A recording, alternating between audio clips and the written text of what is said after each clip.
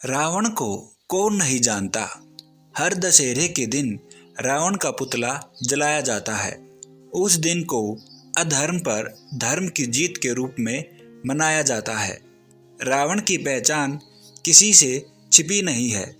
लंकापति रावण को अनीति, अनाचार, दंभ, काम, क्रोध और लोभ से भरा हुआ एक अधर्मी के तौर पर जाना जाता है।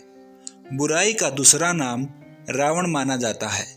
लेकिन इस बात को कोई नकार नहीं सकता कि दशानन रावण एक राक्षस के साथ साथ एक महाज्ञानी ब्राह्मण भी था। आज हम जानेंगे कि आखिर रावण का जन्म कैसे हुआ और ऐसा क्या हुआ कि एक ब्राह्मण पुत्र होने के बाद भी रावण में राक्षसी गुण आ गए। रामायण, जो हिंदू धर्म में बेहद पवित्र ग्रंथ माना जाता है, रामायण में राम का संपूर्ण इतिहास बताया गया है, जिसमें रावण का भी खास तौर पर जिक्र है। या यह कहें कि रावण के बिना रामायण अधूरी है, क्योंकि किसी भी कहानी में नायक के साथ साथ खलनायक का होना भी बहुत जरूरी हो जाता है। रावण सोने की लंका का राजा था, जिसके जन्म को लेकर कई कथाओं का वर्णन मिलता है। वाल्मीकि रामायण के माने तो पुलस्त्य मुनि के पुत्र महर्षि विश्रवा के पुत्र के रूप में रावण ने जन्म लिया था, जिसकी मां केकसी एक राक्षसी थी। वीडियो में आगे जाने से पहले कृपया करके इस वीडियो को लाइक और हमारे इस चैनल को सब्सक्राइब जरूर करें। वाल्मीकि रामायण के उत्तरकांड में बताया गया है कि पुराने समय में 3 बहुत ही क्रूर राक्षस हुए, जिनके नाम थे माली, सुमाली और मलेवन।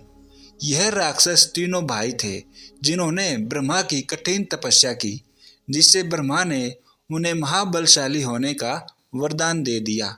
वरदान पाकर तीनों भाइयों ने स्वर्गलोक, पृथ्वीलोक और पाताललोक तीनों जगह देवताओं, ऋषि मुनियों और मनुष्यों पर अत्याचार करना शुरू कर दिया।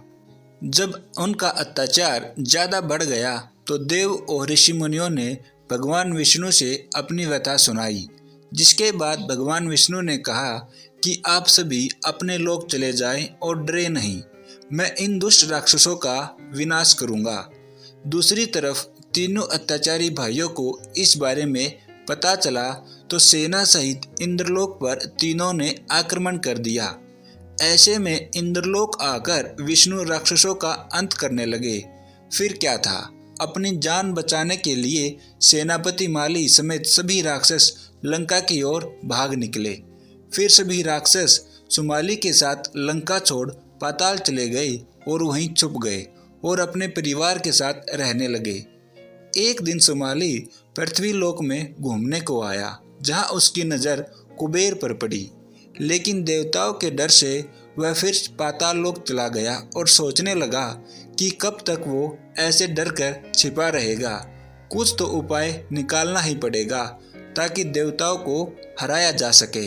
फिर उसने विचार किया कि क्यों न वो अपनी पुत्री केकसी का विवाह ऋषि विश्रवा से कर दे, जिससे कि उसे कुबेर जैसा एक तेजस्वी पुत्र होगा। ऐसे में एक दिन उसने अपनी बेटी से कहा कि राक्षस वंश के कल्याण के लिए तुम परम पराक्रमी महर्षि विश्रवा से विवाह करो और एक पुत्र को जन्म दो, जो हम राक्षसों की रक्षा देवताओं से करेगा।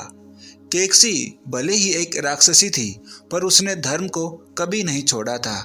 ऐसे में पिता की इच्छा पूरा करना उसे अपना धर्म लगा, तो वह महर्षि विश्रवा से मिलने के लिए पाताल लोक से पृथ्वीलोक आ गई। केकसी को पाताल लोक से पृथ्वीलोक आने में काफी समय लगा।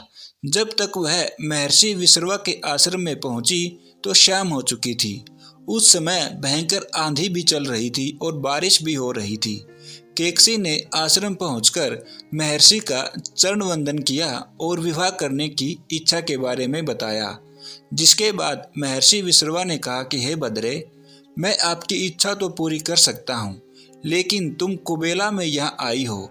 ऐसे में हमारा पुत्र क्रूर कर्म करने वाले और भयानक सूरत वाले राक्षस होंगे। ऐसे में केकसी ने कहा कि ऐसे ब्राह्मणवादी दौर में दुराचारी पुत्रों की उत्पत्ति मैं नहीं चाहती। ऐसे में आप मुझ पर कृपा करिए।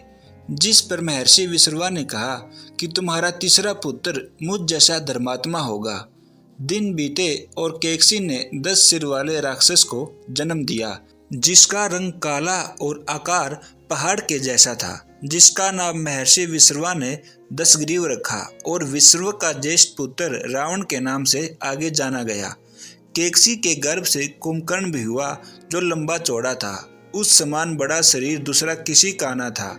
इसके बाद केकसी को एक पुत्री हुई, जिसका नाम शूर्पणखा रखा गया, और सबसे छोटा पुत्र हुआ विभीषण, जो कि एक धर्मात्मा था।